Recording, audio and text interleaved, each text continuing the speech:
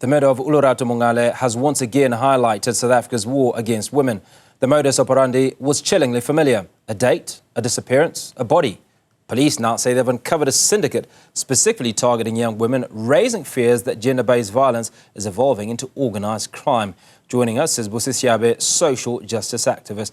Busi, let's first up get your reaction to yet another tragedy that has befallen a young, innocent woman.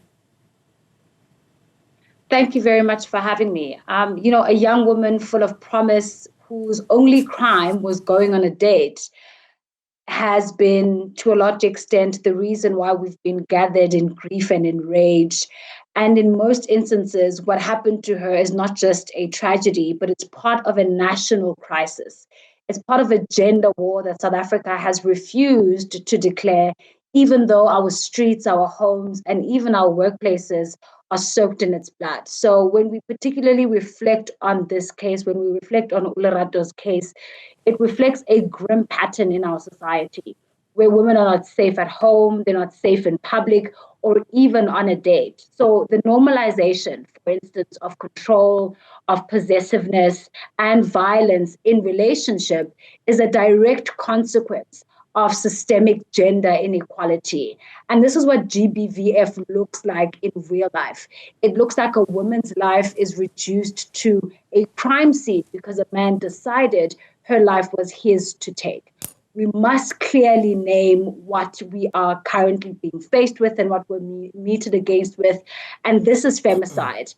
And femicide is the most extreme form of gender-based violence where a woman is murdered simply because she is a woman, right? So when we look at Olorato's murder, it is a reminder that in South Africa, intimacy is not safety and dating is not harmless either.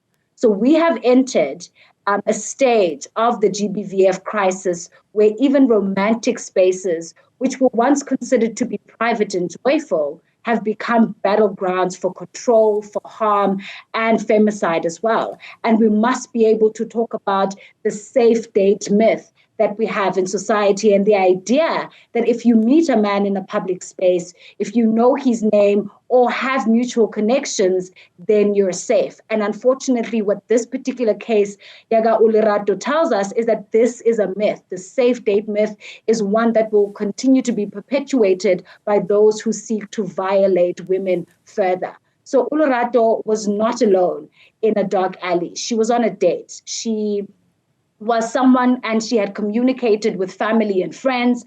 And we need to stop teaching women to change their behavior and start teaching society to change the conditions that produce violent men. And this is one of the issues that we're currently faced with and one of the reasons or the means through which we'll be able to deal with this femicide pandemic.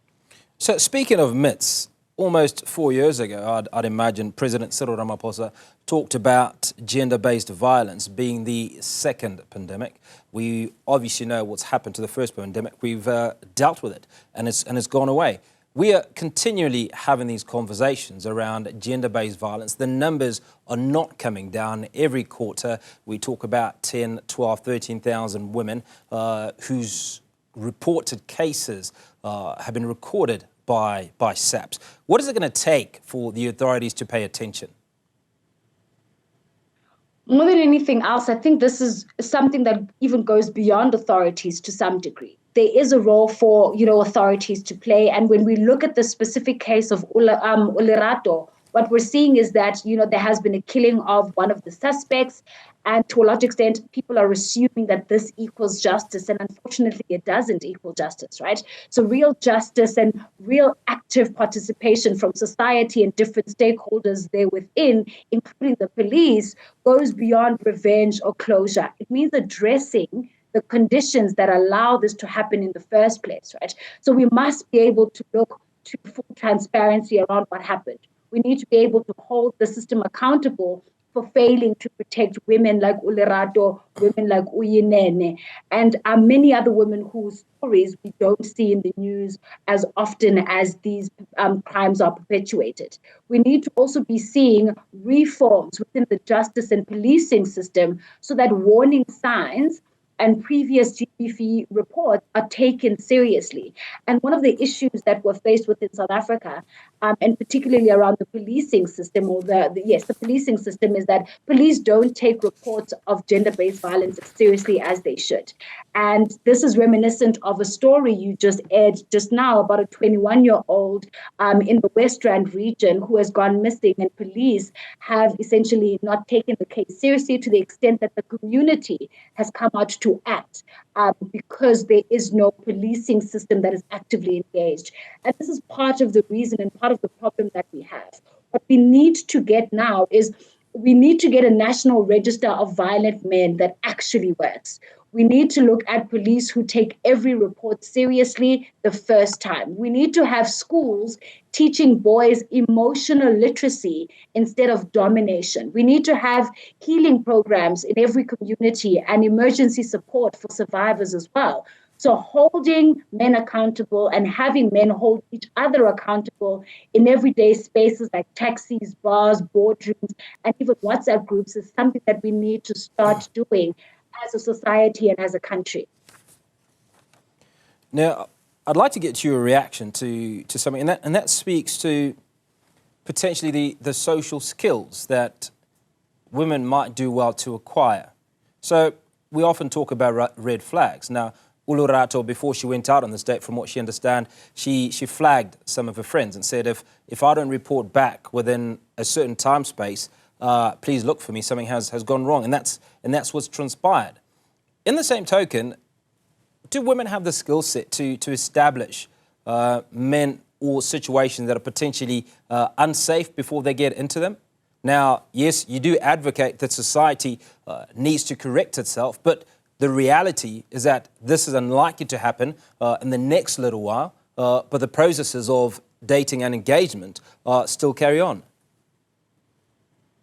It's very unfortunate that when we talk about gender-based violence and femicide, or when we talk about cases such as this, it's always the women who must come to the forefront and gain new skills and gain new abilities to be able to detect certain, harms within not only men, but in the environment around them. But we don't talk about the necessity of creating safe spaces and safe environments in the first place, so women don't have to carry around weapons in order to try and protect themselves, weapons that in turn could be used against them, right?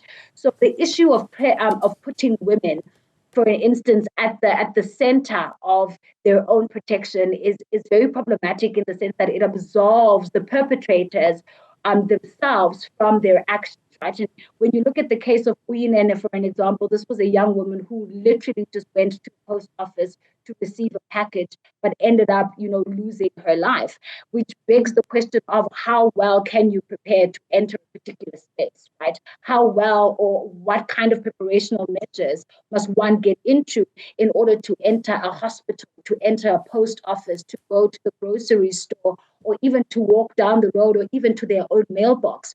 What kind of survival skills are women expected to have in order for them to ensure their survival? And I think it's an unfair conversation for us to have by putting women at the center of, the kind of violence that we're meted with. When in actual fact, what we need to understand is that we have a masculinity crisis in South Africa.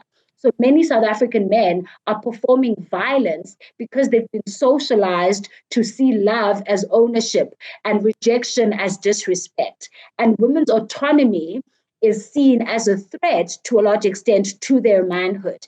And these are the individual psychological pathologies that we need to be able to deal with as a society. And they are socially inherited behaviors. So this means that it's something that as a collective, as society, men and women, we should be able to deal with, because these are socially inherited behaviors.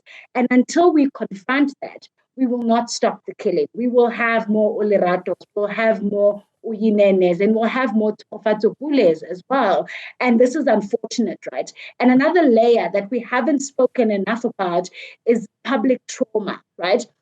So with every headline from Uyinene to Tokofatso to Olorato, South African women are becoming experts in survival. We're becoming experts in mourning. We're becoming experts in fear. And no one is born to endure this kind of grief. right? So femicide is a public mental health emergency, and we need to treat it as that. It requires national funding for trauma recovery, community healing, and psychological support as well, and not just reactive policing. So let's also name the complicity of silence, right? Because this is something that has been ongoing in our communities, in our societies, and in our families as well.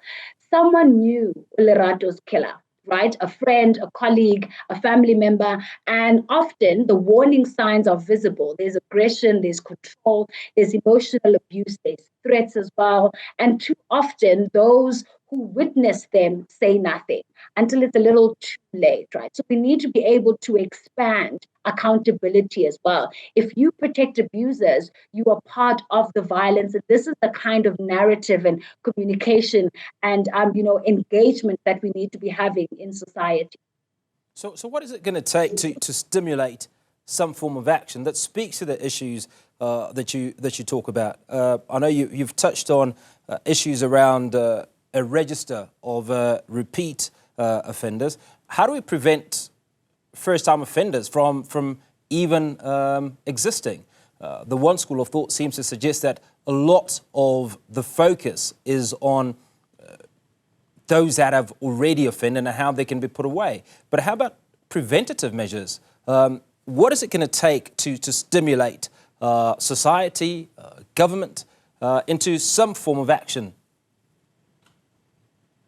I think it's important for us to also understand that what happened to Olorato, for instance, also exposes the contradictions in our democracy, right? So on paper, in South Africa, women are free to love, free to work, free to speak. But in practice, that freedom is violently punished, right? So Olorato exercised her right to love and to live freely and paid for that with her life. And that is not democracy. That is terror in disguise to a large extent.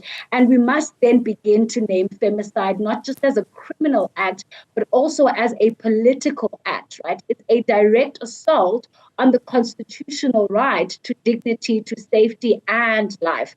So when a woman is killed for being a woman, it's not a private matter. It's a political failure. And this is something that we must also be able to recognize, and it must be treated as such.